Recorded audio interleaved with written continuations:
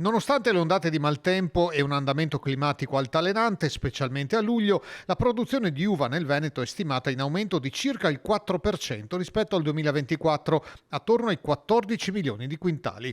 I dati sono del report di Veneto Agricoltura presentato durante l'incontro del Trittico Vitivinicolo organizzato da Regione Veneto, Veneto Agricoltura, ARPAV e CREA.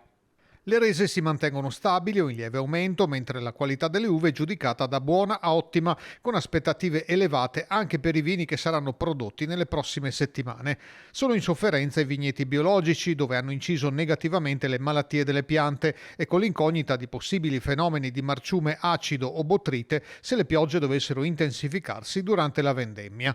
La raccolta delle uve è già iniziata per le varietà più precoci come Pinot e Chardonnay per le basi spumante, mentre la raccolta della glera partirà intorno al 5 settembre. A seguire toccherà il Merlot dal 10 settembre, a seguire Corvina, Garganega e tutte le altre varietà tipiche. I dati migliori riguardano le province di Vicenza e Verona, per le quali l'annata si annuncia particolarmente positiva, con aumenti fino al 15% per Merlot e al 10% per Corvinone e Garganega. Bene anche Padova e Rovigo, dove si prevede un incremento fino al 10% per Glera, Pinot Grigio, Merlot e Cabernet.